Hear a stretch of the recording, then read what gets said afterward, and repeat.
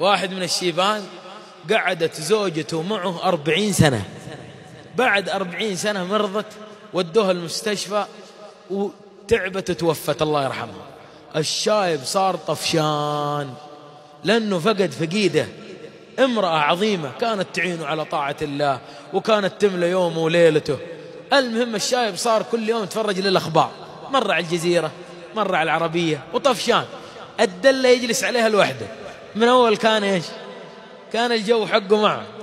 المهم العيال انتبهوا وقالوا شوف، لازم نزوج الوالد ولازم نملى عليه حياته.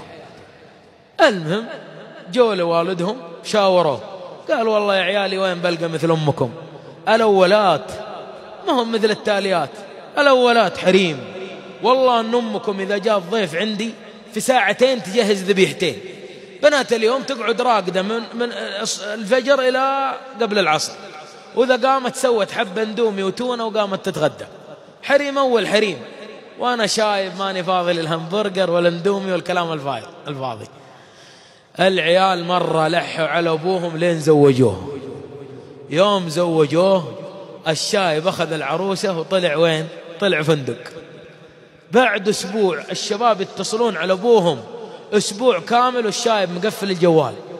أسبوع بعد أسبوع حن على العيال وشغل الجوال. يوم شغل الجوال اتصلوا عليه العيال، قالوا يا أبويا وينك؟ الله يجعلك في الجنة، قلقتنا عليك، أسبوع نتصل عليك. قال يا عيالي والله أنا في نعمة ما يعلم بها إلا الله، ليت أمكم ماتت من 50 سنة، ما هو سنة واحدة.